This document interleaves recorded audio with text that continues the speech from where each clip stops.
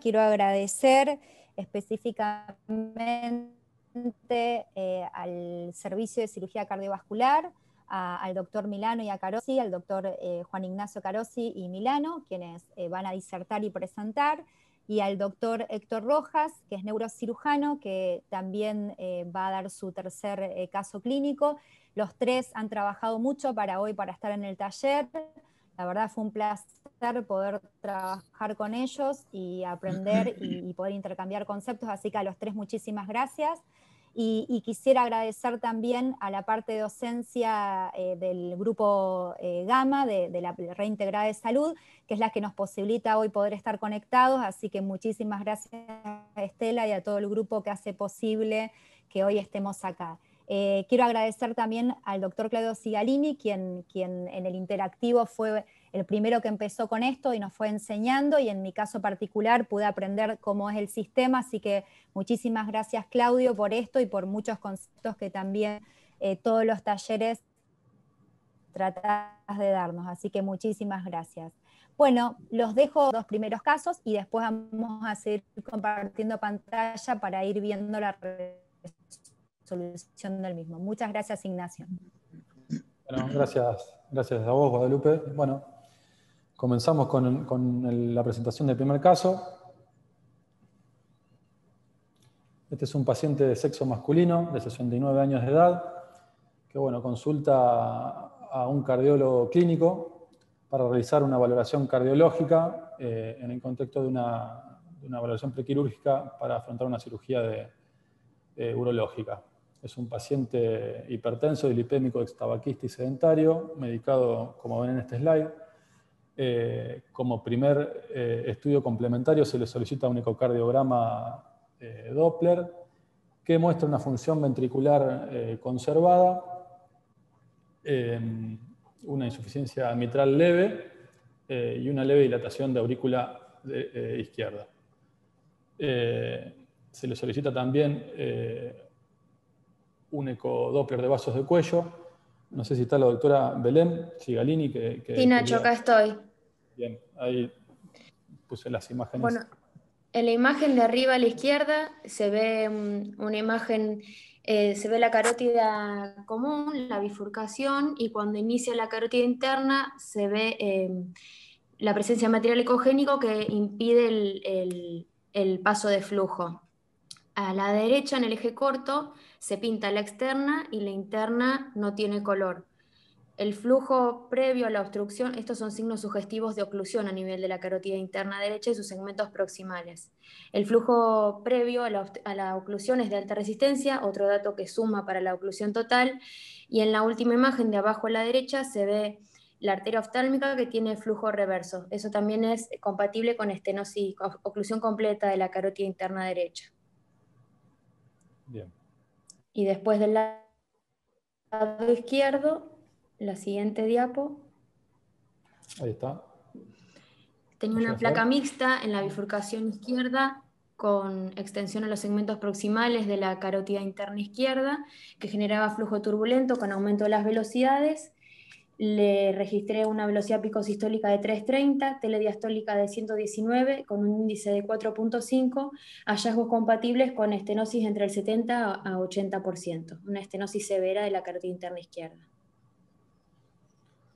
Bueno, es importante saber que este paciente al momento de la consulta se presentaba asintomático neurológicamente. Con el hallazgo de este ecodoppler, sobre todo de vasos de cuello, se reinterroga al paciente en búsqueda de algún antecedente o síntoma o signo neurológico, negándolo por completo. Entonces se continúa con los estudios complementarios y se le solicita una arteriografía de vasos de cuello, y justificado un poco por los antecedentes del paciente, se le realiza también una CCG, una cinecoronariografía. ¿La describo yo o la querés describir, Claudio? No, Nacho, describir a vos. Bueno, a la izquierda de la pantalla se ve precisamente la arteriografía de vasos de cuello del lado derecho. Se ve y se confirma la oclusión total de la carótida interna derecha, Y en la imagen de la derecha, perdón, se ve una lesión severa de la carótida interna izquierda, con una placa ahí voluminosa que genera una estenosis severa. Se ve una úlcera en esa placa. No sé si llegan a ver la ulcerita ahí en la placa. Además de esto, la CSG muestra una oclusión severa del segundo ramo obtuso marginal de la CX y primera diagonal, y obstrucciones leves a nivel de la arteria descendente anterior.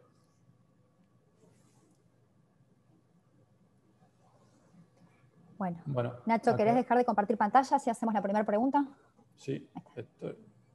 La siguiente pregunta para este caso clínico es un paciente con asintomático, enfermedad carotidia asintomática, con ese Doppler y esa arteriografía en decisión transdisciplinaria del paciente, conjuntamente con el equipo médico, se decidió, además del tratamiento médico, la revascularización de este paciente, ¿sí?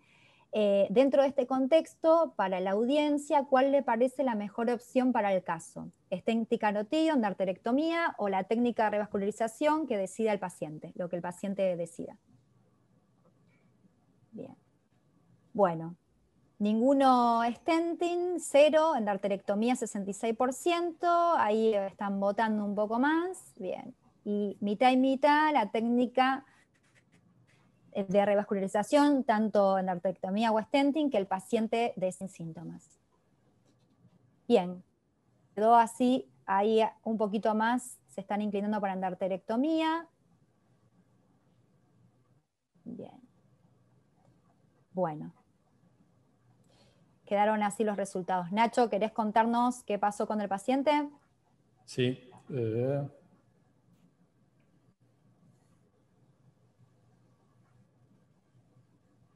Bueno, el paciente en un primer momento se intentó una revascularización por vía endovascular con ciertas dificultades técnicas para poder culminar el procedimiento.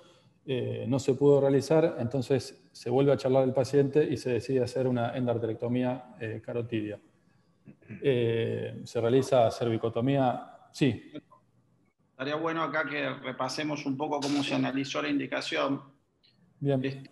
Lo discutimos, todavía no estaba funcionando en ese momento, creo, el TIN neurocardiovascular, pero de todos modos lo discutimos entre todos.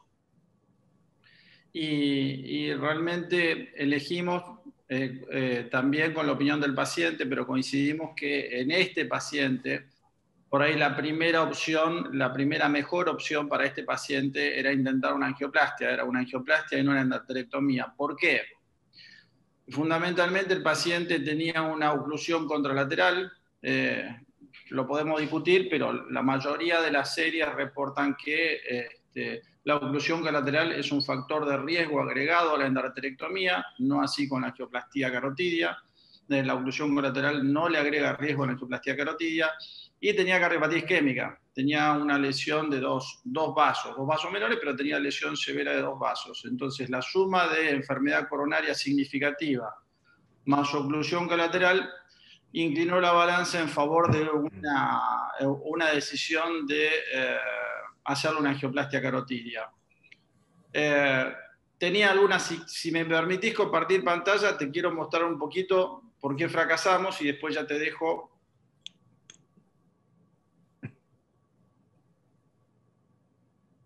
Ahí está. Para los que estuvieron cuando hablamos de angioplastia carotidia en la primera reunión, recuerden que las tortuosidades es el principal enemigo técnico de la técnica. Acá está bien clarito la oclusión de la carótida interna derecha. Y estas Claudio, son todas... ¿Sí? No se ve la pantalla. Perdón. No se está viendo. Tenés que poner compartir pantalla. ¿Ahora se ve? Sí. Sí, perfecto. A la izquierda, la oclusión de la carótida interna derecha. Y este paciente tenía una enfermedad que parecía una displasia fibromuscular. Fíjense lo enferma que estaba la arteria, tiene pliegues por todos lados, dilataciones aquí. Realmente parecía más una displasia fibromuscular que enfermedad aterosclerótica con mucha tortuosidad. Las tortuosidades distales nos limitan posibilidad de posicionar bien el filtro, el sistema de protección embólica distal, y a lo que se le agregaba que tenía esta curva proximal, que realmente yo no lo valoré que nos iba a traer dificultades, pero la suma de las curvas distales más de esta curva proximal no nos permitió posicionar bien el sistema de protección. Fíjense aquí, no sé si llegan a darse cuenta, las curvas que teníamos, y no se pudo hacer el filtro más allá. Nosotros necesitamos una zona de anclaje de más o menos 5 centímetros, o sea, el filtro tendría que haber llegado a esta zona para poder liberar el stent con tranquilidad, y no lo logramos, a pesar de trabajar incluso con doble guía para tratar de estirarla. A veces uno puede rectificar estas curvas, no lo logramos, por eso desistimos. O sea, el paciente no se complicó, pero evidentemente el procedimiento no fue exitoso. Ahí dejé de compartir pantalla.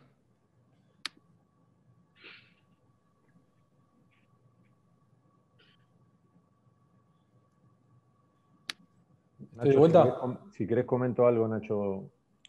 Bien, ¿quiere comentar usted la cirugía, Doc? Sí, bueno, entonces, después del intento frustrado de hemodinamia, se volvió a conversar con el paciente y entre todos, bueno, se decidió y le propusimos hacer la cirugía.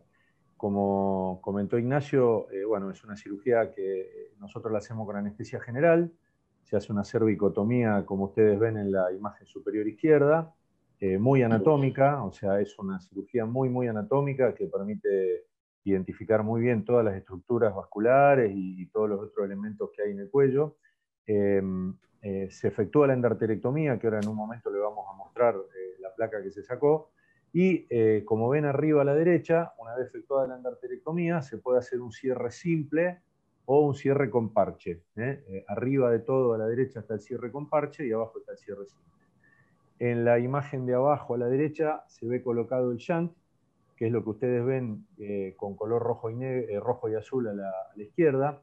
Estos shunts nos permiten que uno pueda clampear las arterias y persistir con la circulación cerebral, más en este caso que tenía ocluida la carótida contralateral.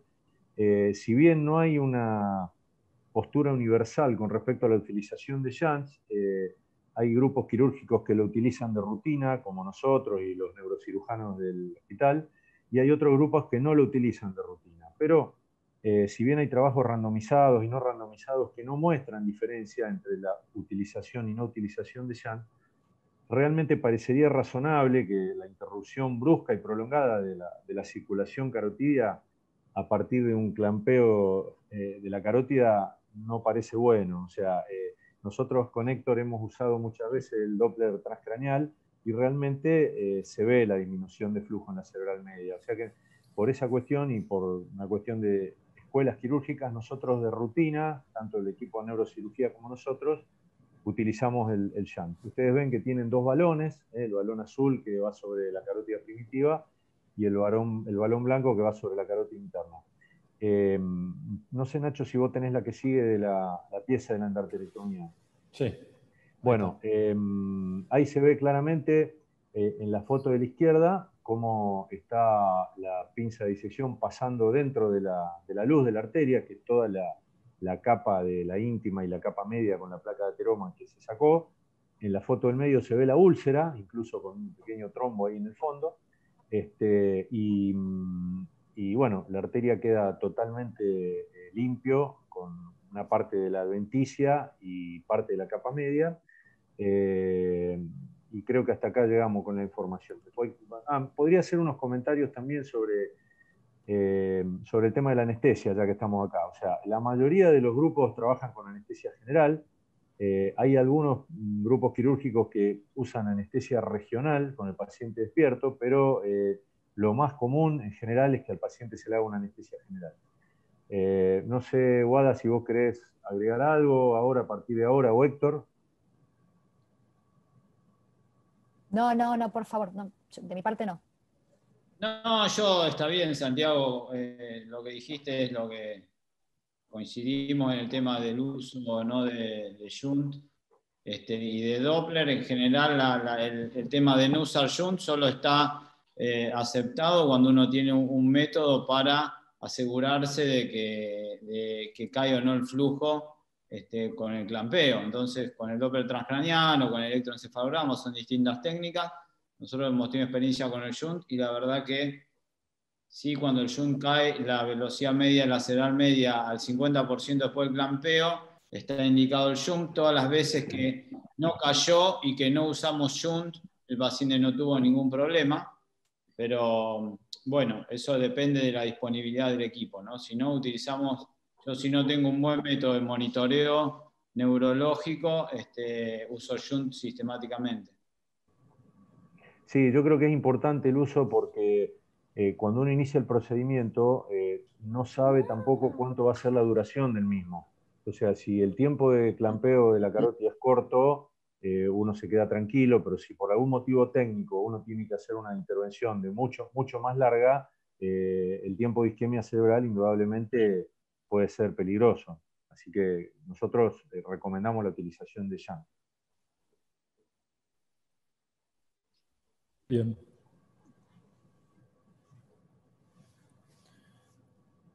Bueno, el paciente tuvo una buena evolución durante la internación, pudo ser dado de alta al tercer día del postoperatorio sin ninguna complicación. A la derecha ven una foto del resultado cosmético de la cirugía y con un Doppler de vasos de cuello que muestra la permeabilidad de la arteria carótida izquierda sin presencia de placas o signos de estenosis.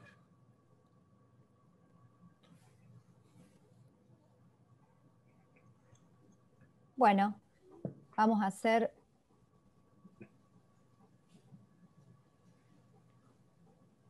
Bien, vamos a hacer la siguiente pregunta para la audiencia. Bien, la siguiente pregunta es si considera que conoce usted los aspectos técnicos de revascularización por método de endarterectomía, ¿sí o no? Después de la explicación del doctor Milano, bien, 100% no lo conocía. Bueno, creo que 50% y 50%, ahí se va repartiendo. Me parece que es importante, más allá que la mitad de la audiencia conoce o no, repasar justamente para algunos si sabían estos conceptos y los que no, justamente una técnica tan importante como es la endarterectomía. A veces uno cree que sabe o que conoce y claramente cuando escucha a los especialistas se da cuenta que muchas cuestiones desconoce y no las sabe. Así que bueno, la idea justamente de este taller es traer una temática tan importante para ir refrescando conceptos. Bien, dejo de compartir, así podés seguir, Nacho. Bien.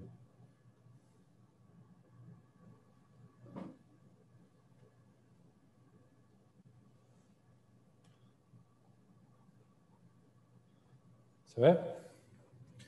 Perfecto, bueno, sí. Ese fue el primer caso. Tengo un segundo caso que si quieren proseguimos. Perfecto, sí, Nacho. Es un paciente de sexo masculino de 65 años de edad. Este paciente acude a la guardia del hospital con un trastorno neurológico caracterizado por una hemianopsia derecha y una fascia fluente mixta que lleva 4 días de evolución. Este paciente, como se ve en los antecedentes, es un paciente panvascular, cursando un CA de próstata en aparente remisión y medicado con lo que ven en este slide. Es recibido por el médico de guardia, quien al ingreso le realiza una resonancia. Ahí, no sé si está la doctora Vanina. Si quiere... Sí, acá estoy. ¿Me escuchan? Sí, bárbaro. Sí, Vani. Bien. Bueno, como bien decía Nacho, se le hizo una resonancia de cráneo con angio, digamos, por la guardia.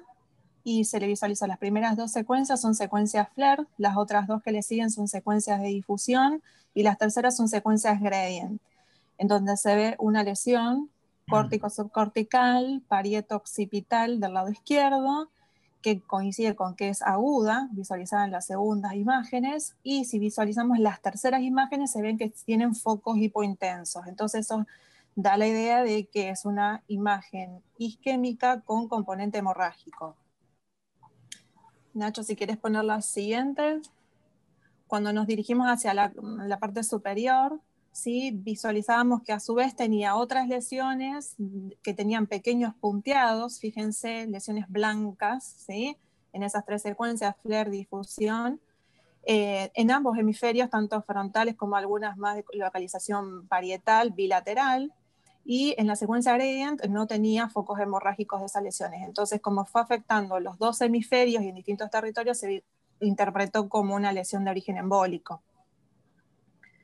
Nacho, si quieres poner las que siguen. La angio, ¿la tenés ahí?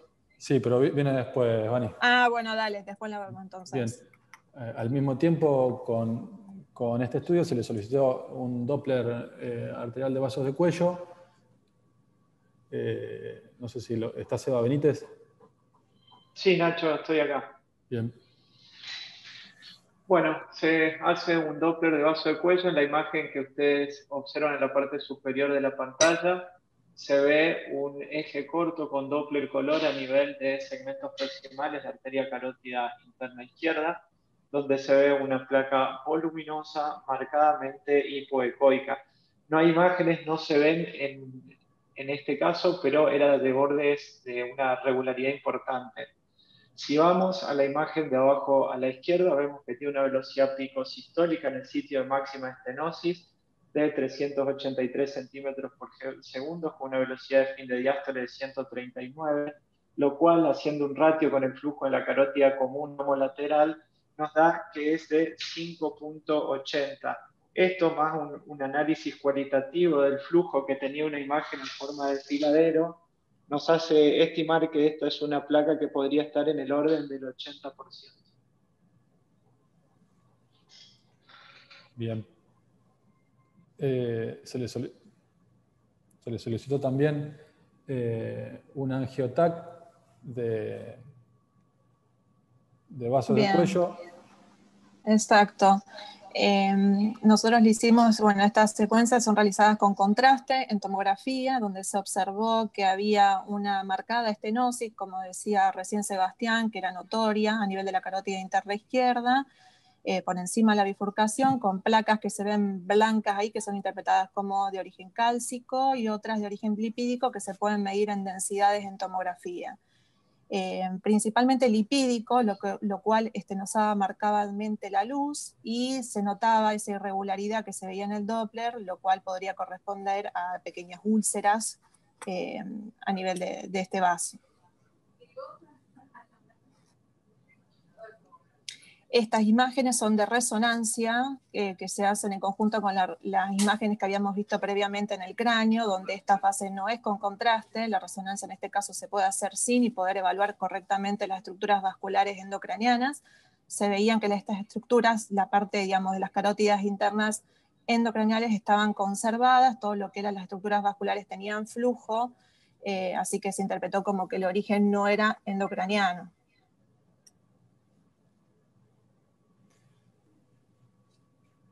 Bien. Bueno, además de los estudios que se hacen inicialmente, se les solicitó, precisamente había cierta discordancia entre el grado de estenosis entre los 2 métodos que se utilizaron previamente y se les solicitó una arteriografía de vasos de cuello. No se ven lesiones significativas del lado derecho y se ve en la carótida interna del lado izquierdo esa lesión severa, bien irregular,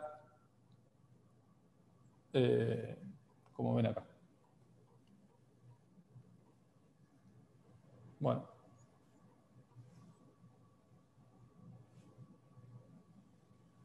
Bueno, integrando los datos del caso clínico, vamos a ir a la siguiente pregunta. Bien. Para poder determinar la mejor opción terapéutica en este paciente, vote la opción que considera correcta. Acuérdense que es un paciente con un ACV isquémico de 4 días de evolución, con las lesiones que la doctora Vanina Cortadi describió perfectamente. Para determinar el neurólogo y todo con el equipo multidisciplinario que hacemos, tenemos que pedir algún otro estudio. Bueno, algunos pueden votar que no hace falta ningún estudio, otros, como votaron acá, pedir un eco transesofágico, ET y Holter, por lo que Vani contó recién, de que se ven contralateral, además de la lesión en territorio carotídeo y limítrofe, se ve contralateral otras lesiones isquémicas agudas. Bien. Por lo tanto, la opción de hacer ET y Holter es un poco la opción correcta, y Nacho nos va a seguir contando qué es lo que hicimos con el paciente.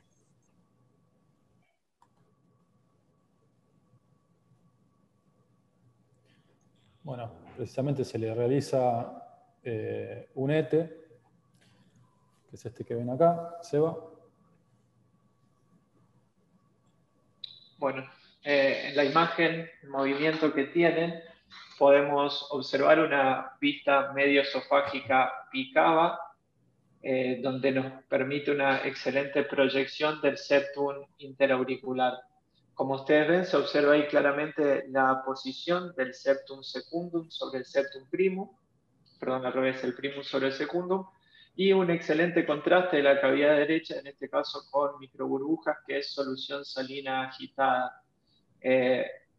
Ahora sería engorroso frenar el video, pero cuando uno lo analiza con detalle, y ahí se ve claramente, hay momentos donde se observa el pasaje de burbujas a cavidades izquierdas, no muchas, pero claramente las burbujas salen de la proyección donde está, ahí donde lo frenó Nacho. Es perfecto cómo se observa.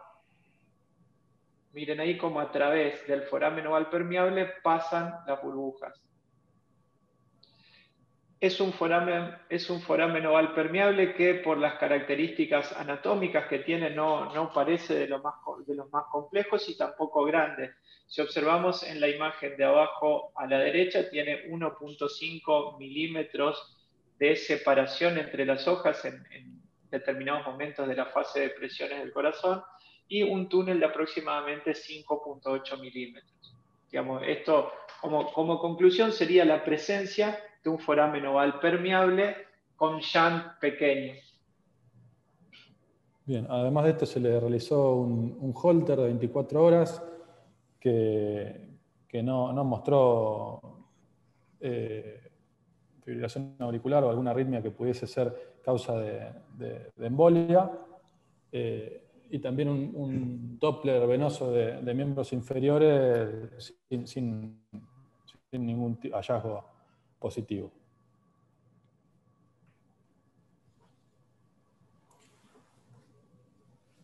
¿Querés hacer alguna salvedad, Guadalupe, o Sí, vamos a la pregunta? Sí, antes de pasar, para los que por ahí no son neurólogos y no están en el tema, el Doppler de miembros inferiores es importante, al igual que el ET, cada una de las cosas que se le pidió al paciente modifica conducta, ¿sí? Entonces, en un ACV, digamos, isquémico con una lesión aguda, cada uno de los estudios, si eran positivos o negativos, nos inclinaban la balanza hacia un tratamiento diferente. En agudo no se anticoagula a los pacientes, y más con una lesión extensa y, como Vani mencionó, con transformación hemorrágica, o sea que así tengo una FA, el paciente en agudo no podía ser anticoagulado. Eso es importante tener en cuenta. Por eso es importante recordar que cada estudio que uno pide de screening cambia totalmente la conducta, pero eso no quiere decir que esa conducta para ahora, sino que muchas veces es una conducta que se hace posterior a la resolución aguda. Bien, comparto la pantalla de la siguiente pregunta.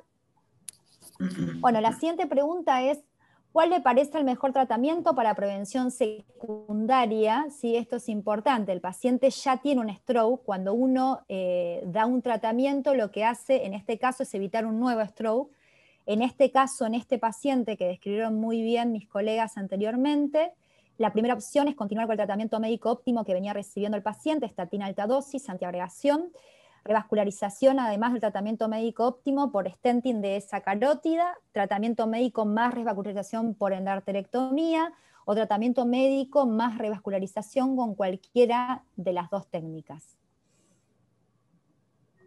Bueno, muchos continúan con ese tratamiento, otros agregan un stenting carotidio, otros hacen el tratamiento médico más cualquiera de las dos técnicas, pueden hacerlo por stenting o por endarterectomía. Bien, quedó, gente está votando más el tratamiento médico más revascularización con cualquiera de las dos técnicas. Bien, bueno, la mayoría votó, se sigue aumentando el porcentaje de tratamiento médico más revascularización. Bien, Nacho, ¿querés contarnos qué pasó con nuestro paciente? No sé si Claudio quiere comentar algo de la arteriografía antes o sigo. Como quieran. No, sí. Bueno, este paciente un poco por la complejidad de la placa que tenía, consideramos que por ahí no era la mejor forma de abordarlo con stenting, por lo que se decidió hacer la endarterectomía carotidia. Sí, Nacho, y además fundamentalmente porque era un paciente sintomático. En este caso lo mismo, luego de una decisión multidisciplinaria, ustedes ven la foto de arriba a la izquierda donde se ve la arteria carótida abierta. No sé si Nacho vos querés señalar con la flecha, la arteria carótida abierta, con el shunt colocado en su interior y la placa de ateroma complicada, que en la de arriba a la derecha, una vez que se hace la endarterectomía, queda la arteria totalmente limpia, como se ve arriba a la derecha. Y en este caso se hizo una reparación, como se ve abajo a la derecha, con un parche de vena para ampliar la luz del vaso. Hago un comentario con respecto al parche. También esto es una situación que hay distintas escuelas quirúrgicas. Hay grupos quirúrgicos que hacen cierre simple del vaso, como va a comentar Héctor después, y hay otros que hacen cierre con parche para ampliar la luz. El parche para ampliar la luz de la carótida puede hacerse con una vena safena, puede hacerse con un parche especial de Dacron o de PTFE, lo que permite ampliar la luz. También hay trabajos randomizados que se han hecho que no muestran diferencia significativa entre el uso o no de parche, y eso queda más a criterio de cada grupo quirúrgico cómo se siente más cómodo con esta técnica. Nosotros particularmente lo usamos mucho, nos parece que ampliar la luz tiene sus beneficios, y lo que sí está recomendado en general es que en mujeres con carótidas muy delgadas, usar parche para ampliar un poquito la luz. No sé, Nacho, si vos podés mostrar el video de abajo a la izquierda, si se puede hacer andar, donde en la placa se ve claramente que era una placa con una úlcera complicada, con trombos frescos en su interior y realmente muy sueltos. O sea, esos son trombos que en cualquier momento pueden desprenderse, ya sea con las maniobras quirúrgicas nuestras o con cualquier procedimiento endovascular, pueden ser causa de eventos químicos cerebrales intraprocedimiento. Así que el otro tema que quiero mencionar, que por ahí, no sé si Héctor iba a comentar algo, es el hecho de que, como hablábamos, esta cirugía es muy anatómica. Una vez que uno diseca identifica y diseca la arteria carótida interna, la arteria carótida externa y la arteria carótida común, es muy importante individualizar los nervios que hay en la región. Es una región que está surcada por un montón de nervios. Tenemos el nervio laringio superior, el nervio laringio inferior, el hipogloso, el recurrente, el asa del recurrente, y una rama del nervio facial, que es el nervio de Jaffe, que pasa muy cerca del ángulo de la mandíbula. En general, coincidimos con Héctor y bueno, los grupos que hacemos cirugía de carótida en el hospital, que la incidencia en nuestra casuística de lesiones del recurrente es prácticamente nula.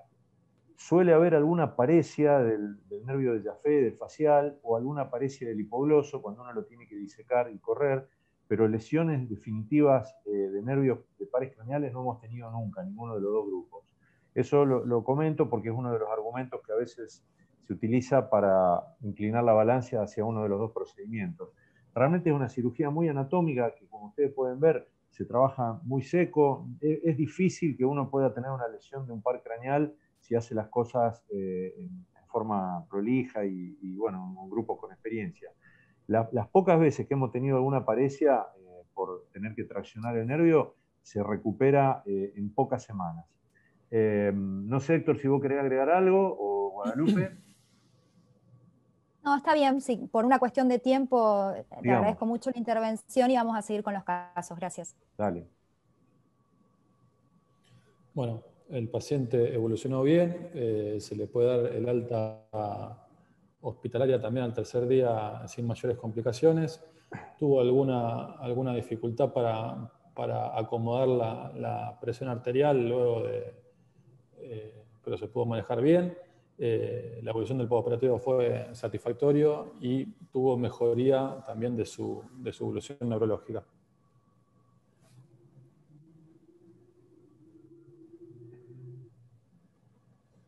Bueno. Bien, como comentario un poco para pasar al tercer y último caso, la mejoría de la evolución neurológica no tiene que ver con una revascularización ni por stenting ni por endarterectomía, sino que tiene que ver con la evolución de la patología, con la rehabilitación o con lo que tiene que ver la trombolisis, en este caso no, pero en otros casos que se realiza, y o la trombectomía. Pero es importante que la cirugía lo que hace es evitar un nuevo stroke. Para eso es lo que demostró eficacia, y al igual que el stenting, ¿no? Pero no modifica el examen neurológico. Bien.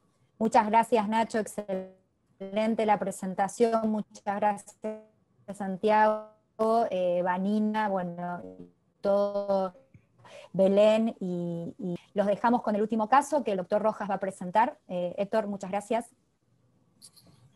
Bueno, hola a todos, muchas gracias a los organizadores, a Guada, a Claudio, bueno, al departamento de docencia del hospital. Yo voy a presentar un caso. Es el tercer caso. Es un paciente que, masculino de 59 años, derivado por la doctora Bruera, con antecedentes de estrés laboral. La verdad que después, a medida que lo conocimos, nos dimos cuenta que el estrés laboral era un factor muy importante en él. Y antecedentes vasculares familiares. Él en sí no tenía antecedentes importantes. Él comenzó con los síntomas desde otra ciudad, de la ciudad de Santa Fe, el 12 de julio, y cuando ingresa a nuestra institución son 5 días después, el 17 de julio, ya con una hemiparesia facio-brachiocrural, la predominio facio-brachial izquierda, una resonancia magnética y una angiografía. Acá está la resonancia magnética. Quique, vos la vas a describir. Perfecto. Esta resonancia me da la impresión de que está hecha en un equipo abierto. Y tenés un T2 donde se ve la lesión a la izquierda, y tenés un flare donde se ve la lesión en ganglios de la base y lóbulo de la ínsula principalmente. Debe haber venido el paciente con estas imágenes, me imagino. Sí, son imágenes que vino digamos, ya con la consulta. No tenemos mucho más que esto. No, pero es... Dale. No sé si querés comentar algo más vos de la reso. No, pero tenía unas imágenes de difusión que le habíamos hecho. Pero eso es en la que después hacemos nosotros. Esta es la reso con la que viene el paciente. Ah, sí, después sí. muestro sí. la que hacemos. Bien. En este caso vos tenés la lesión isquémica. No le podés dar una data ni aproximada, pero no podés saber si tiene elementos agudos, si tiene... o sea, porque solamente un flare y un T2. Bien. Perdón por pasar antes la diapo, Quique, pensé que vos ya habías terminado. Bueno, y el paciente, como dije, en la presentación del caso, viene con la resonancia magnética y viene ya en la ciudad de Santa Fe con esta angiografía digital distal de vaso del cuello. Claudio, ¿la describís, por favor? Héctor, gracias. Claudio, gracias. Bueno, se ve claramente, tiene una lesión suboclusiva de carótida interna. Si bien no tenemos imágenes dinámicas, se ve que ya la carótida tiene hipoflujo, se tiñe mucho menos distal a la obstrucción que proximal. Eso está bastante claro. Y parece una placa bien voluminosa, bien excéntrica. Tiene bastantes características desde mi punto de vista y dentro de mi especialidad desfavorables para tratarla con stenting. Las lesiones suboclusivas, al tener muy poca luz, generalmente plantean una dificultad para poder cruzar la obstrucción con un sistema de protección cerebral con un filtro. Y eso ya es una dificultad y eso ya aumenta el riesgo de stroke periprocedimiento. Más aún si hay que predilatar antes de cruzar con el filtro. Entonces, este tipo de lesiones en un paciente joven que tiene pocas comorbilidades, que tiene un bajo riesgo quirúrgico, yo coincidiría con la endarterectomía como primera elección, totalmente. Bien, te sigo pasando la angio. ¿La querés describir vos, Claudio? No, describí la voz, Héctor, ya me parece que podés seguir. Bien, esta ya es la parte intracraneal de la angiografía derecha, que es la arteria, digamos, que tiene la enfermedad, y donde se ve, después comparativamente nos vamos a dar cuenta, pero como ya venía diciendo Claudio, que el flujo a nivel distal a la placa es menor, ¿no? Y no tiene una buena llegada desde la arteria carótida interna derecha a la cerebral anterior homolateral. Se ve que llena todo el territorio del lado derecho de la silviana, pero no de la cerebral anterior. Mientras que por angiografía, fíjense esta arteria carótida interna izquierda, que es sana, el tamaño diferente respecto de la derecha. Y tampoco parece tener lavado desde comunicante posterior, Héctor. No. Así que por eso es una arteria enferma. La arteria enferma, claro, tiene fundamentalmente, es la que lleva todo el flujo a la cerebral media derecha y no tiene pasaje desde la arteria cerebral izquierda, o sea, tiene poca circulación colateral. Bien. Entonces, bueno, con todo esto, con el ingreso, examen físico, los estudios que vino, lo interpretamos como un ACV isquémico en territorio carotidio derecho, de 5 días de evolución, TOAST 1, porque es por lesión de grandes vasos extracraneanos. Esta es la resonancia magnética que le hicimos nosotros el 17 de julio, Quique. Esta es del grupo Gamma, si vos la podés escribir. Sí, en este caso, ahí ya tenés una difusión.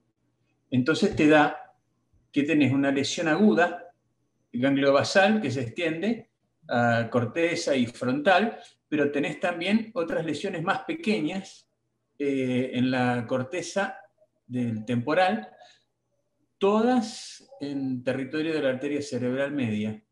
Pero eso sí, agudas, porque acá tenés la certeza porque es una difusión. Ojo, en lo de agudo, eso ya es irreversible, lo que se ve en difusión, porque de cualquier manera eso te está indicando rotura de membrana celular, o sea, necrosis es el líquido intracelular que sale al intersticio, que lo detecta la difusión. Y qué bien. Y una pregunta acá que creo que está buena.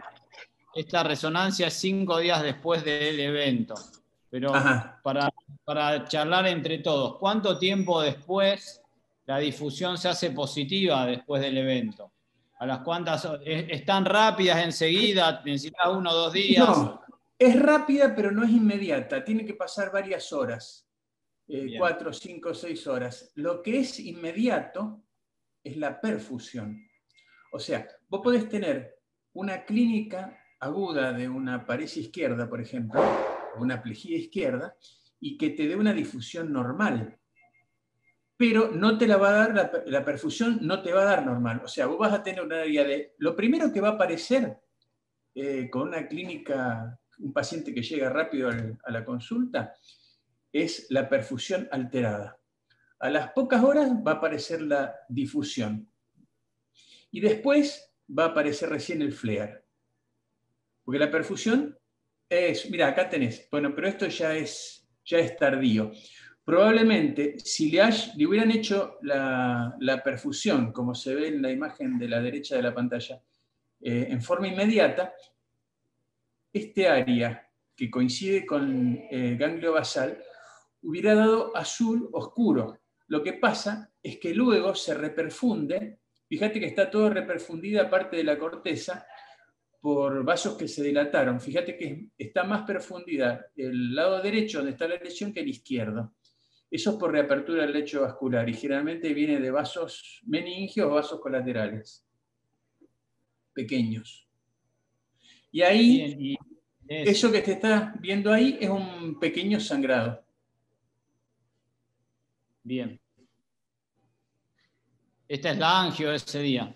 Donde se ve la arteria cerebral media del lado derecho que tiene una señal flujo y diámetros mucho menor que su contralateral. Lo mismo que la carótida intrapetrosa. Y acá también se ve algo interesante que es por lo menos una hipoplasia de A1 derecha. Exactamente. Lo que deja aislada la cerebral media de este lado, y es un poco también por ahí, si hubiese tenido una mejor A1, al tener tapada la carótida derecha, podría haber salvado más el territorio silviano, ¿no? Pero evidentemente solo rescató el territorio de cerebral anterior por comunicante y no el silviano. Perdón, quería hacer una salvedad antes que sigan. Quique habló de la difusión de horas. A lo mejor en esto que está hablando, qué sé yo, se confundió y son minutos. La difusión es positiva a los minutos de iniciado el evento vascular. Bien, a los pocos minutos de iniciado. Porque había quedado como que eran horas. Bien, perfecto. Voy a buscar bien esa información.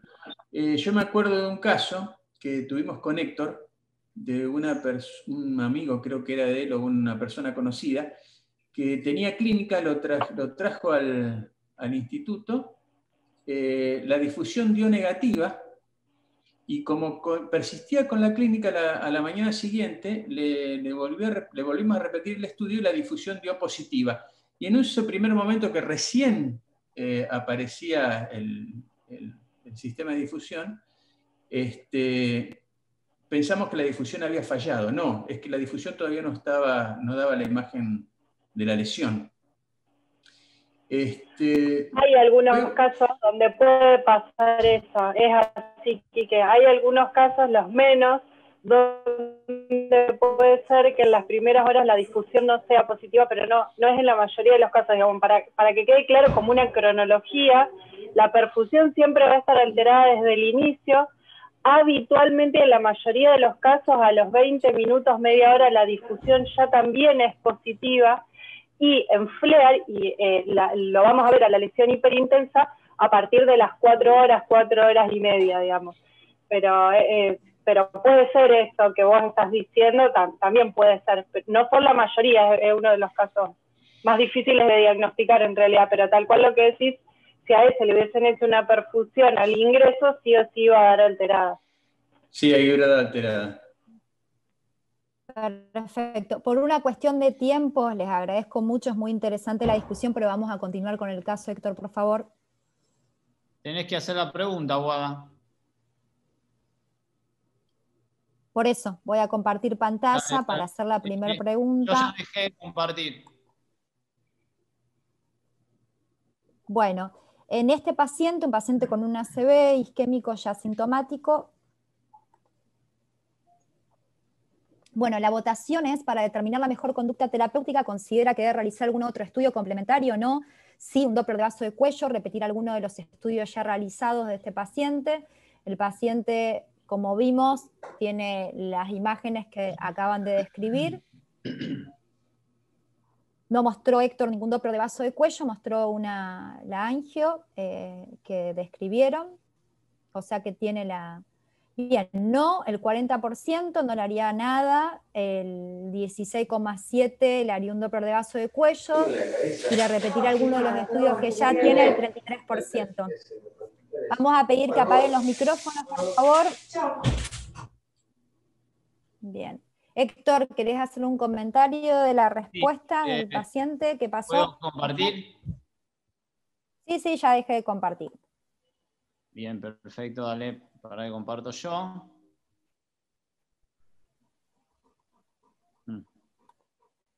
ver si acá. ¿Están viendo mi presentación? No, estamos viendo ahí el Zoom. ¿Y ahí ven la presentación? Sí. ¿Ahí están viendo? Sí. Bueno, nosotros no le hicimos otro estudio porque, como dicen las guías, digamos, acá vamos a repasar un poquito, el Doppler, el ultrasonido por Doppler, la angiografía por TAC, la angiografía por resonancia, son suficientes para evaluar la extensión y la severidad de la estenosis. Este paciente en realidad venía con el estudio que es el gold standard, que es la angiografía digital, o sea que en realidad con eso uno evalúa tanto los vasos extracraneanos como los intracraneanos, y entonces en realidad no hicimos ningún otro estudio y simplemente la respuesta es que no era necesario completar con otro estudio. No sé si alguien quiere hacer un comentario.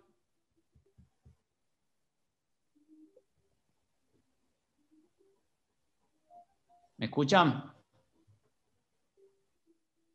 ¿Sí? ¿Se escucha, Héctor? No hay ningún comentario. Sí, se escucha, Héctor.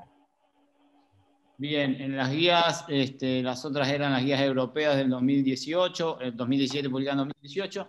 Estas son las guías americanas del 2019, que en realidad dice que en los pacientes con un stroke no invalidante, que con un score de 0 a 2 de ranking, para evaluar el territorio carotidio, tanto para stenting como para endarterectomía carotidia, los métodos no invasivos deben realizarse en las primeras 24 horas. O sea que este paciente en realidad ya estaba perfectamente evaluado, no era necesario completar con otro estudio.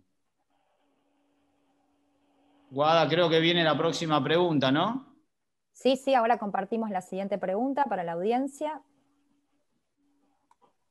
Bueno, ya el paciente está completamente estudiado, entonces la siguiente pregunta es: ¿cuál es el mejor tratamiento para nuestro paciente? Tratamiento médico óptimo solo es la primera opción, tratamiento médico óptimo más revascularización por stenting carotidio, tratamiento médico más revascularización por endarterectomía, o la cuarta opción, tratamiento médico más revascularización en cualquiera de las dos técnicas. Como recién leyó Héctor, dice la guía 2019, así que cualquiera de las dos, una o la otra.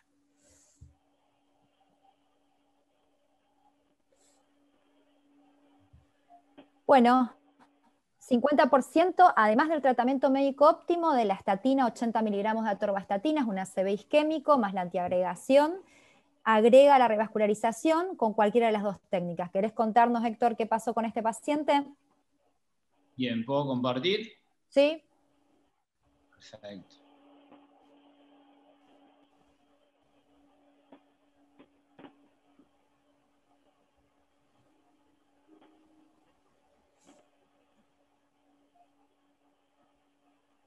Yo mientras buscas la imagen quiero enfatizar, claramente me parece que es un paciente en el cual la endarterectomía carotidia le saca ventajas a la angioplastia, fundamentalmente pues se trata de un paciente muy joven, con un riesgo quirúrgico muy bajo, y que realmente con una lesión que claramente tiene características desfavorables para el tratamiento endovascular. Entonces yo creo que ahí es un caso que no debería tener discusión, teniendo un buen grupo quirúrgico. Me parece que la indicación de endarterectomía carotidia es clara. Bien, Claudio ya prácticamente dio la respuesta, pero para tener el backup, digamos, académico y científico, las guías europeas, como dijimos, del 2017, publicadas en 2018, lo que hablan es que un paciente con una estenosis sintomática, con un 70 a un 99% de estenosis, digamos, severa, la indicación es revascularizar. Después vamos a discutir el procedimiento. En realidad, digamos, en las guías dice que lo que tiene una recomendación clase 1, un nivel de evidencia A, es la endarterectomía más el mejor tratamiento médico. Creo, Guada, que ya cortamos con el tema de las preguntas, ¿no? Sí, seguís vos. Bien, perfecto. Entonces continúo. Este era un paciente que, como dijo Claudio, ¿no? Acá están las guías, dice que es una recomendación 1A, la endarterectomía carotidia en pacientes con una estenosis del 70 al 99% en un lugar donde tenga una morbimortalidad periprocedimiento menor del 6, es el procedimiento recomendado o indicado. Y como ven abajo, remarcado en rojo, dice cuando se decide la revascularización, digamos, es preferible que se haga dentro de los primeros 14 días del inicio de los síntomas. Las guías americanas por ahí ponen hasta 7 días, con un nivel de evidencia un poquito menos. O sea, lo importante es que en general no se hace en las primeras 48 horas y que a partir de ahí hay que tratar de hacerla antes de los 7 días. Yo acá pongo los factores de riesgo para endarterectomía carotidia, que no es el caso de este paciente, pero bueno, un paciente que tiene este cuadro clínico, pero que tuviera factores de riesgo para endarterectomía carotidia, digamos, sería un paciente que uno podría pensar en la posibilidad, como ven acá en las recomendaciones, de tipo 2A, de hacer un stenting como opción a la endarterectomía carotidia. Estos son los factores de riesgo, los digo rápido, son enfermedad coronaria severa, insuficiencia cardíaca congestiva, parálisis recurrencial contralateral, por el riesgo obviamente de dejar una parálisis bilateral, una restenosis homolateral, que siempre es más difícil para la cirugía. La radioterapia y la cirugía cervical extensa obviamente son dificultades técnicas durante la disección, el déficit neurológico previo severo, y los factores angiográficos, una oclusión de la arteria carótida interna contralateral, como dijo Claudio, que es de un factor de riesgo para endarterectomía y no tanto para stent. La placa en tándem, una placa muy extensa que comprometa, digamos, muy proximal de la carótida primitiva o muy distal en la carótida interna, y una bifurcación alta, son cosas que a nosotros quirúrgicamente nos complejizan la cirugía. En las guías americanas, cuando habla de revascularización carotidia, en el paciente en el punto 6, que es la prevención secundaria del stroke, habla más que nada del timing, y esto es lo que decíamos, yo comenté antes, que acá habla especialmente de entre las 48 horas y los 7 días, sería lo ideal, pero con un nivel 2A, no es, digamos, 1A. Y siempre es en un paciente con un ranking menor de 2. Bueno, esta es la cirugía se realizó el día 18 de julio, o sea, el día 6º de su evento. Recuerden que él llegó acá el día 5º de su evento. Esta es la... No sé si me siguen, ¿me están escuchando? ¿Todos bien? Todo bien, Héctor. Sí, se escucha. Bien, perfecto. Esta es la exposición del paciente, esta es una incisión que en realidad se marca más larga por si uno tiene que continuar la incisión, pero eso es un poco a demanda de la disección. Esta es la arteria carótida primitiva, lo que ven acá abajo se bifurca en la interna y en la externa. Fíjense que esto es del lado derecho, en la misma posición que vemos el paciente. La carótida interna primero es externa y después hacen como un twist y la carótida interna se va hacia adentro. Esto que ven acá arriba, que es un nervio cruzando la carótida externa, es el hipogloso. Y este nervio que ustedes van abajo en la cara lateral de la carótida interna es el nervio vago. O sea, para que vean que los nervios se ven, las disecciones son disecciones muy anatómicas, la puerta de entrada al cuello es el borde anterior esternocleidomastoideo. Entonces, la verdad que no es que los nervios están tapados, son muy pequeños, no se ven, sino que en general, digamos, son estructuras que se visualizan muy bien, y el que tiene la práctica de la técnica, digamos, en general no tiene problema. Voy a pasar. Esto es una foto muy parecida a la que puso Santiago, donde se ve el shunt introducido acá proximal en la arteria carótida común y distal en la arteria carótida interna. No tengo la foto de la endarterectomía en sí, pero acá ya había sido sacado la placa. Y esta es el cierre que yo toda la vida, desde que lo hice con Viruega, creo que alguna vez hicimos algo con un parche, después siempre hice cierre primario. Como dijo Santiago, no hay algo científico, apoyo científico que sea contundente a favor de uno u otro. Yo pienso simple y con sentido común, digamos, estamos hablando de que una estenosis del 70% recién es significativa, uno piensa en revascularizar, y en general, por más que haga un cierre primario, nunca va a dejar una estenosis mayor de la que tenía el paciente, o sea que en realidad siempre, digamos, con un cierre primario uno logra un buen volumen arterial, salvo, como dijo Santiago, en algunas arterias muy pequeñas o en una pared que pueda ser débil o que uno tenga que hacer una resección. Bueno, el parche siempre hay que tenerlo disponible. Fíjense otra vez los nervios, acá el hipogloso y acá el nervio vago, qué bien que se ven. Esta es la placa, es una imagen interesante. Fíjense, esta es la placa en realidad, todo esto es el material de endarterectomía que sacamos, pero esta es la placa. Fíjense que la placa, este es el endotelio, la íntima, y acá tiene todo colesterol blando. Es una placa que es la que siempre sabemos que tiene más riesgo de accidente. Esta es la úlcera de la placa. Y fíjense cómo a partir de la úlcera de la placa se hace el coágulo, que es lo que desencadena, ¿no? Es la chispita que arranca con todo el problema. Acá la placa tiene la íntima intacta, pero acá donde hace una pequeña úlcera es donde empieza con el coágulo. Este es el tamaño para que tengan con un bisturí de la placa. Y este no es este caso, pero es otro caso que tuvimos, donde a partir de los accidentes de placa, fíjense, esta es la placa y ahí se ve la úlcera, este paciente tenía un coágulo que iba todo por la arteria carótida interna. O sea que el problema es lo que hablamos siempre, son las zonas de la placa más vulnerables. Esta es la resonancia magnética al otro día, del segundo día postoperatorio. No sé si la van a describir la gente de imágenes. Héctor, ¿me escuchás? Sí, se ve muy similar a la anterior, o sea, no tiene mucha variabilidad. Tal vez sí te podría decir que creo que teníamos de unos días después, que estaba un poquito más delimitada la lesión. Y en esta es el flare, Quique. Ahí está, ¿ves? Ahí en el flare se ve más delimitada la lesión ya establecida y está bien delimitada. Y esa es la angiocarotidia posterior a la cirugía, donde recuperó, está perfecto, recuperó totalmente los diámetros y la señal flujo.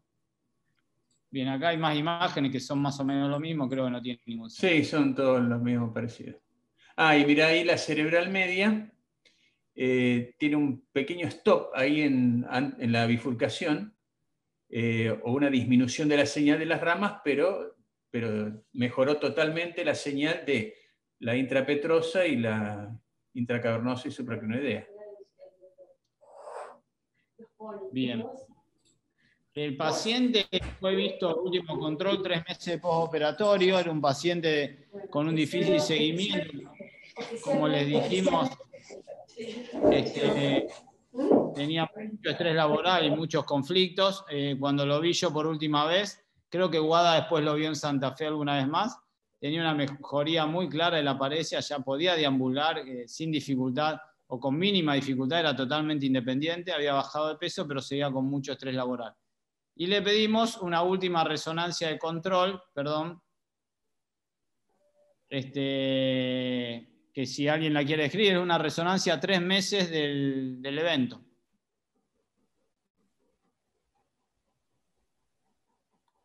¿Y qué? Activate el micrófono, Quique. Micrófono. Ahí está. Ahí está. No, te decía que está mucho más delimitada la lesión y hay un aumento de la vascularización periférica de las lesiones. Está mucho más chica y más delimitada. Y la angio, bueno, tal vez tenga un poquito más de señal después de la bifurcación. Y está la difusión que todavía tiene un poco de señal positiva. Fíjate en la periferia de la lesión, eso lleva aproximadamente unos 20 días empezar a ir para atrás y en desaparecer. Bien, yo ya terminé el caso, Guada. No sé si... Está perfecto, si ya terminaste el caso, esa es la última diapo del último control. Bien, si alguno no tiene un comentario, yo voy a compartir un último Guada, yo te puedo hacer una pregunta. Recientemente publicado. Sí. Perdón, ¿Sí? Guada, puedo hacer una... Escuchá, te Sí, hago una pregunta para que escuchen ¿Sí? todos.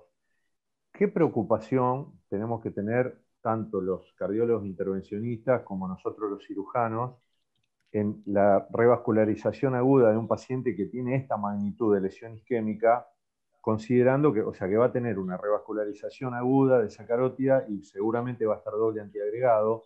O sea, ¿cuál es el riesgo que esa lesión se transforme en una lesión hemorrágica? O sea, ¿cómo tenemos que estar de preocupados al respecto de eso? En este paciente nada, porque ingresó 4 días después de comenzados los síntomas. O sea, el mayor riesgo por evidencia en última guía que hay de riesgo de hemorragia está la revascularización dentro de las primeras 48 horas de esa carótida. Igualmente es discutible. Se ha publicado recientemente varios casos de neurocirujanos que hacen neurointervencionismo específicamente, que lo que hacen es, hacen primero stenting retriever, retraen del acelerar media la placa específicamente que obstruyó, y posterior, si es factible, colocan, digamos, stent en carótida y después siguen. Son 2 pasos que lo hacen. Esa, por ejemplo, eso específicamente que es en agudo, anteriormente no se podía hacer y las guías decían que no tenía beneficio y que no lo indicaban, y actualmente eso justamente hay toda una línea de investigación que lo que dice es que en realidad al paciente le va mucho mejor y que en algunos pacientes específicos se puede hacer, pero no en endarterectomía, sino que lo que se hace es todo un procedimiento endovascular. En cuanto a la endarterectomía, siempre pasada 48 horas es donde uno disminuye el riesgo de hemorragia, pero lo que yo no haría hoy por hoy es una endarterectomía antes de las 48 horas por la evidencia que existe publicada. Ok. Bien, no sé si alguien quiere decir algo, sino para ir cerrando el taller, yo les quiero agradecer a todos, quiero mostrar algo que es muy breve, lleva 2 minutos y les va a dejar algún mensaje importante que recién Claudio también mencionaba, de un poco cómo se elige a los pacientes para poder indicar uno u otra técnica. Es importante que la revascularización carotidia, en cualquiera de las 2 técnicas, no hay ninguna evidencia 1A en el sentido que uno diga sí o sí hay que hacer esto en este paciente. Sí, lo que uno sabe es que tiene que revascularizar. Las últimas guías hablan de cualquiera de las 2 opciones y dicen que en realidad debe ser discutido en un ámbito que es en realidad un team neurocardiovascular, o en un ámbito donde sea multidisciplinario todos los profesionales, cuáles son las cosas a favor anatómicamente, de los datos del paciente, de los antecedentes que tiene, para poder decidir. Esto salió publicado hace 2 días, es muy reciente. ¿Se escucha bien? ¿Se escucha bien? Sí, te escucha bien. Sí, se escucha. Sí, perfecto. Bien, el Continuum salió publicado hace 2 días y específicamente yo les voy a hablar. El Continuum es continuamente la evidencia que va saliendo sobre diferentes temáticas. Yo me voy a puntualizar en algo solo, que es en lo que tiene que ver con lo que estamos hablando, que es la revascularización, en este caso carotidia.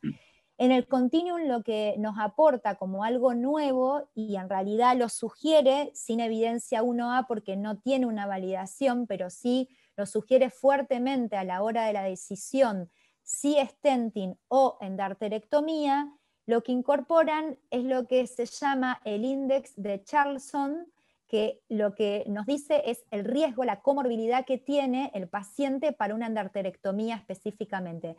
El riesgo que tiene el paciente de sangrado, el riesgo del paciente que tiene de stroke, el riesgo que tiene el paciente si yo lo voy a someter a una endarterectomía versus un stenting carotidio. ¿Qué me dice este score? Este score lo que me dice es que el paciente que va a ser sometido a una revascularización debería haberse evaluado por todo el equipo multidisciplinario 8 aspectos que son uno igual de importante que el otro. Si tiene antecedentes de enfermedad congestiva, si tiene un ICC, si tiene una insuficiencia cardíaca, si el paciente tuvo infarto agudo de miocardio, si tiene enfermedad vascular periférica. Si el paciente no lo tuvo, en realidad hay que interrogarlo y hay que hacer una evaluación por cirugía cardiovascular para que lo confirme o lo descarte. Si tiene enfermedad pulmonar, si es diabético, si tuvo antecedentes de ACV, ¿sí? O AIT, cualquiera de los dos eventos, si tiene insuficiencia renal, ya sea moderada o desde el punto de vista severa, si la diabetes ya tiene daño de órgano blanco, y si tiene una enfermedad hepática, ya sea moderada o severa. Si ustedes se fijan... Perdón, Guada, ¿qué es lo que tiene que evaluar cirugía cardiovascular? Eso no me quedó claro. Si la enfermedad vascular periférica, si nosotros no la evaluamos, si por ejemplo el paciente lo vio... Pero eso no es algo privativo de los cirujanos cardiovasculares, un cardiólogo clínico lo puede hacer y creo que lo va a hacer mejor. No, sí, pero... No me parece que yo tenga que ser exclusivamente evaluado por un cirujano cardiovascular, ¿no? Me parece que eso no está correcto. No, lo que yo me refiero es que si lo está viendo un neurólogo, en este caso... Lo debería ver un cardiólogo o algún especialista en medicina vascular, pero no un cirujano cardiovascular. Y pide la interconsulta, digamos, a todo el equipo, ya sea el cirujano cardiovascular, el cardiólogo, todo el equipo. Te lo digo porque hay un concepto bastante antiguo y creo que bastante malo, digamos, para el paciente, que parece que la enfermedad vascular periférica es patrimonio exclusivo del cirujano cardiovascular. De hecho, muchas veces la primera consulta de un paciente vascular periférico a un cirujano cardiovascular, y creo que es un error. Es un error, tiene que ir, definidamente yo creo que la primera consulta tiene que ir a un cardiólogo, que es el que lo puede ver en forma integral y valorar el riesgo integral del paciente y manejar los factores de riesgo. O sea, perdóname que te corrija eso porque no lo quería dejar pasar. No, está perfecta tu corrección. Lo que me parece importante es, yo hablo desde el sesgo mío de mi especialidad, y lo que quiero remarcar es que no alcanza con un interrogatorio si tiene enfermedad vascular periférica o no, tiene que ser un especialista el que lo descarte o lo confirme, al igual que la enfermedad pulmonar, al igual que la enfermedad hepática y a la insuficiencia renal también, tiene que ser un especialista el que diga si el paciente lo tiene o no. Sí, yo creo que para eso, para justamente el screening de enfermedad vascular periférica, creo que el que más capacitado está es un cardiólogo clínico bien entrenado, ¿no? En medicina vascular. Bueno, entonces que sea el especialista que considere que tiene mayor capacidad de decir si lo tiene o no, pero lo que nosotros deberíamos hacer con el score es asegurarnos si tiene o no tiene estas patologías, esta comorbilidad en nuestros pacientes. Bueno, entonces esto es el continuum, que es lo que les decía anteriormente. Tienen abajo la cita bibliográfica si la quieren seguir leyendo, para poder continuar, digamos, desarrollando la temática, que es lo recientemente publicado.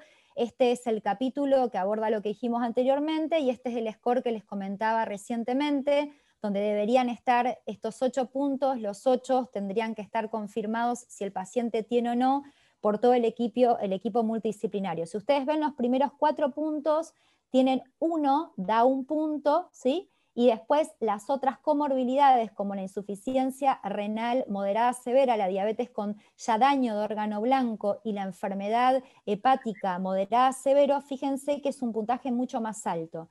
¿Qué nos dice el continuum? Que si el paciente tiene un índice de Charlson que sea igual o más a 3 puntos, o sea que el paciente tenga antecedentes solamente ya con antecedente de enfermedad hepática moderada severo, el riesgo que tiene de complicaciones quirúrgicas en el aspecto de lo que es endarterectomía es mayor, sobre todo a lo que tiene que ver con la complicación de sangrado en la parte de la enfermedad hepática, por lo cual sugiere evaluar todo el equipo multidisciplinario cuando este score es de 3 puntos o más, la evaluación para que la técnica de la revascularización sea por angioplastía carotidia y no por endarterectomía. Si bien este score no tiene evidencia 1A, es lo último, lo más nuevo que salió publicado, y creo que sería importante que nosotros lo evaluemos dentro del equipo multidisciplinario para ver si es factible y si nos puede ayudar o no a inclinar la balanza hacia una técnica o hacia la otra.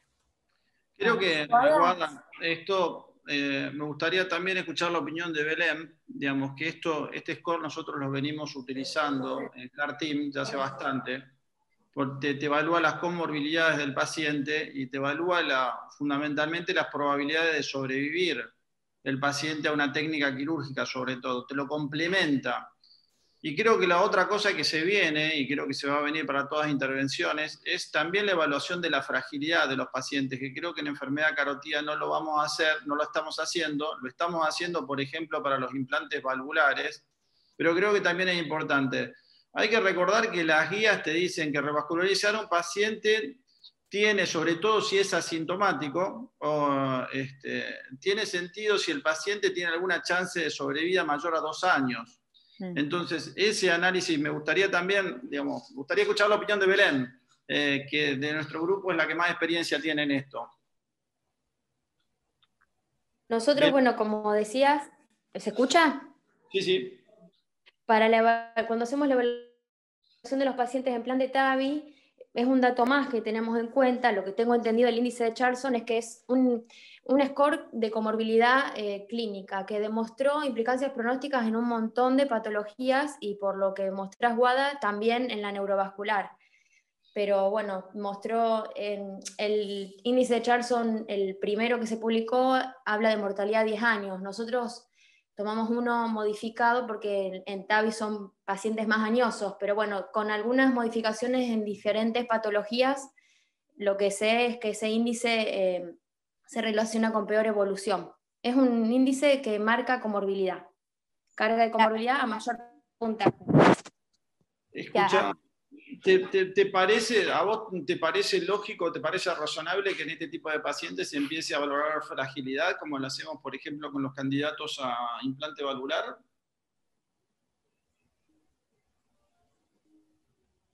¿Le preguntas a Guada? A vos te lo pregunto. Sí, yo creo que la fragilidad es importante, incluso, por ejemplo, en los pacientes en plan de trasplante también se evalúa hepático, ya lo están haciendo. Me parece que en los pacientes añosos, más que nada, siempre hay que tenerlo en cuenta. En muchas patologías deberíamos empezar a incorporarlo, sí. También hay, por ejemplo, hay un término que tenemos que empezar a usar y que en implante valvular lo usamos, que es futilidad. Y que a veces hay que saber decir cuándo un paciente no tiene beneficio con una intervención. Creo que también por ahí es un término que fragilidad y futilidad son términos que tendríamos que empezar a incorporar para manejar en el marco de evaluación de este grupo. Me parece bueno, me parece un ejercicio interesante. ¿Puedo hacer una pregunta?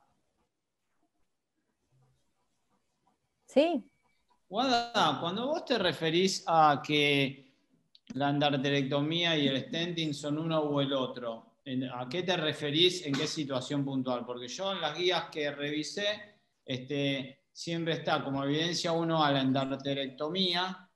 Estamos hablando de pacientes sintomáticos mayor del 70%, ¿no? Y eso es evidencia 1A. Los pacientes cuando tienen alto riesgo para endarterectomía, que son la lista de factores que yo presenté y que en realidad esos factores tampoco están validados, o sea, son factores por experiencia, o que se tomaron de los factores de alto riesgo en NACET o en Sapphire, en todos esos estudios. Digamos, recién ahí tendría evidencia o tenía una recomendación 2A, el stenting. Y cuando el riesgo es igual o moderado, el stenting tiene una recomendación 2B, que significa que podría hacerse. Cuando vos te referís a que es uno u otro en igual nivel, ¿en qué situación es o dónde está? Porque la verdad es que yo lo busqué y no lo encuentro, o lo vi en alguna situación puntual, pero no como que es la indicación, digamos, estándar o reglada o de base en los sintomáticos. Yo quiero hacer un comentario también al respecto de esto. Bueno, ¿querés contestar vos, Claudio, o contesto yo? No, contestale vos y después. Bueno, en la guía de stroke, en la última guía de stroke que se las compartí a todos, en los pacientes que son sintomáticos, que tienen una enfermedad carotidia, o sea, su stroke fue por la enfermedad carotidia, con una estenosis con un grado mayor al 70%, lo que vos te fijás que dice de timing, que vos lo pusiste en una de las diapos, de que son las primeras 48 horas ya pasados los síntomas, hasta 7 días donde uno tiene que revascularizar. Fíjate que dice endarterectomía o stenting. En realidad dice o, no dice endarterectomía sola o stenting sola.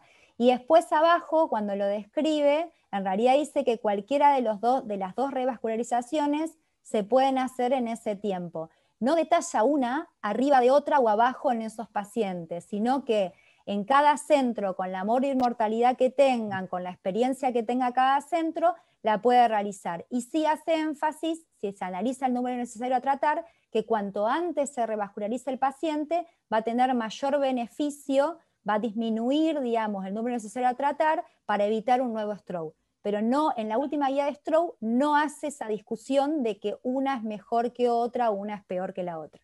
Está bien, ¿puedo compartir la pantalla un segundito? ¿Sí? Bien. Esperen que pongo zoom. Acá está. Yo lo que interpreto, ¿ven ahí? Sí. Sí, bien. se ve. Está bien. Entonces, esperen que toco acá, esperen que voy para atrás. Bien. Estas son las guías, las del 2019, las guías americanas. Las guías americanas en el punto 6, que es la prevención secundaria, intrahospitalaria, cuando habla de eso se está refiriendo a las imágenes, no al procedimiento en sí. Entonces dice que en pacientes con un stroke no invalidante, con un ranking score de 0 a 2, en el territorio carotídeo son candidatos tanto para SEA o para stenting, los métodos no invasivos de imagen de las carótidas cervicales deben ser realizados dentro de las primeras 24 horas. Pero no está en el punto 6.2 donde es imágenes. No está haciendo un análisis de indicación. Mostrarle el timing. Mostrá el timing. No, pará. No, pará, mostrá ahí. Mostrá el timing. Dale, sí, ahí. Perdón que... Discúlpeme, necesito hacer un aporte fundamental. Sí. ¿Me escuchan? Sí. Cuando vos estás viendo las guías están evaluando y las recomendaciones están basadas en los pacientes en los cuales se hicieron estudios randomizados. Y realmente los estudios en los cuales el beneficio de la endarterectomía fue documentado y validado son estudios donde una categoría de pacientes fue completamente descartada y para los cuales no tenés datos. Y son los pacientes que tienen mayor comorbilidad. Esos pacientes en general, los pacientes que tenían enfermedad coronaria severa, los pacientes que tenían insuficiencia cardíaca, los pacientes que tenían oclusión contralateral, los pacientes que tenían enfermedad pulmonar obstructiva crónica, que son los pacientes de la vida real y son la mayoría de los pacientes que tenés hoy que enfrentar, no están incluidos en esos trabajos. Entonces, si vos encontrás un paciente ideal, sin comorbilidades, menor de 75 años, y lo ponés cabeza a cabeza, probablemente sí, el método preferido sea la endarterectomía carotidia, porque sabemos que la angioplastía carotidia tiene, comparado con la endarterectomía, tiene un exceso de stroke periprocedimiento. ¿Está? Pero también cuando se ha comparado cabeza a cabeza, sabés que la peor complicación o la complicación grave más frecuente de la endarterectomía es el infarto agudo de miocardio. O sea que el exceso de stroke que genera la endarterectomía, en la mayoría de los trabajos bien diseñados que compararon cabeza a cabeza los dos métodos, el exceso de stroke se compensa con el exceso de infarto en la endarterectomía. O sea que lo que yo te digo, cuando vos ves las recomendaciones, estás evaluando y tenés que pensar que tenés que estar pensando en un paciente ideal, que fueron los pacientes que fueron incluidos en los estudios randomizados. Cuando te salís de eso y empezás a estudiar pacientes que ya no son ideales, que tienen más carga de comorbilidades, es donde el peso de la evidencia de estudios no randomizados se inclina más hacia una angioplastía carotídea y es bastante lógico. Es bastante lógico que sea así. No, Claudio, vos estamos 100% de acuerdo. Porque yo quiero, a mí me interesa, me parece que tiene que quedar claro que, digamos, lo que dijo Guada es en esta situación puntual, pero digamos, el peso de los estudios y la indicación 1A en un paciente mayor de 70% sintomático es endarterectomía carotidia. Si vos ves que, y ahora te voy a mostrar lo que vos decís. Esperá que está media lenta la computadora. Estos son todas las guías americanas. Pero esto en realidad es guía de stroke, no es guía de... No, por eso, ¿qué? Héctor, lo que vos estás mostrando cuando vos hablas de guías americanas, ¿no? Hay guías americanas de varias cosas. Es la guía americana, la última guía de stroke, del paciente sintomático, justamente porque lo que tratamos de ver es, y fíjate que en tiempo, cuando vos es esa guía, la que te había mandado, sí. Sí, obvio, sí. No, lo que me decía Claudio es que esto es lo que yo te quería mostrar. Cuando esto es lo que vos decís, Claudio, que es tal cual así. O sea, el paciente ideal es este. No sé, ¿pueden ver mi pantalla? Sí. El paciente ideal es este. El que yo muestro acá, dice, endarterectomía carótida es recomendado en pacientes sintomáticos, del 70 al 99% de estenosis, con una mortalidad documentada menor al 6%. Cuando el paciente, lo voy a mostrar en otra diapo, porque lo tengo en otra diapo. Esperen, dame un segundito. Acá, que yo lo puse acá. Déjame ver. Héctor, mientras vos lo buscás, y por ahí un mensaje para que se lleven los 21 participantes que están a esta hora. Yo creo que esto de hoy y los talleres anteriores nos tienen que servir para que esté el concepto de que en estos pacientes tenemos que decidir las conductas terapéuticas consensuadas entre todo el equipo de trabajo. Y en esto incluyo los neurólogos, los cardiólogos, los imagenólogos y los que hacen ultrasonido, los cirujanos y los cardiólogos intervencionistas. O sea, como dijeron ustedes, las guías están, pero no tenemos que tratar de meter y forzar o encuadrar todos los pacientes dentro de las guías, sino que hay que ver los casos individualmente y usar las guías en forma orientativa. O sea, que eso es lo que nos tiene que dar el mensaje. Que hagamos todo en forma multidisciplinaria y que sea consensuado entre todos y que usemos toda la información que tenemos disponible hoy en el mundo para solucionar el problema de la mejor manera al paciente. Claro, esto es lo que yo decía, que no lo encontraba. Es que el paciente, si no tiene estos factores de riesgo, como dijo Claudio, es paciente para endarterectomía. Cuando el paciente tiene 70% de estenosis y es sintomático, la indicación 1A es endarterectomía. Lo que pasa que es verdad que muchos tienen estos factores de riesgo. Entonces ahí ya empezás a cambiar a una indicación 2A o 2B porque ya el peso de la endarterectomía no es importante, pero quiero que no quede la idea de que es lo mismo o que la indicación es uno u otro. Depende de los factores de riesgo. No, Héctor, es que no, me parece que es importante para también la audiencia, y lo que decía recién Santiago, que más allá del 1A, 2B, 3B, lo que quiera poner en las guías, lo que justamente se decide de manera transdisciplinaria. Si el paciente no tiene ninguna contraindicación para endarterectomía, y te plantea, bueno, y eso en el hospital donde nosotros trabajamos, a la hora de decidir si va a endarterectomía o va a stenting, un paciente sintomático que entró por un stroke, todo el staff de neurología que trabajamos le pedimos interconsulta al servicio de hemodinamia, al servicio de cirugía cardiovascular y yo neurocirugía, el que esté de guardia en ese momento, para decidir de manera conjunta cuál es el mejor abordaje que va a tener nuestro paciente de revascularización. O sea que me parece que el mensaje es ese, digamos, que uno tiene que dar. Esto los factores anatómicos, los factores de comorbilidad que tiene el paciente, los factores de riesgo que tiene el paciente, todo eso uno lo tiene en consideración para poder decir si uno se inclina más hacia una técnica o hacia otra, pero me parece que tampoco alcanza con eso. Me parece que lo más importante es realmente el abordaje transdisciplinario de nuestros pacientes.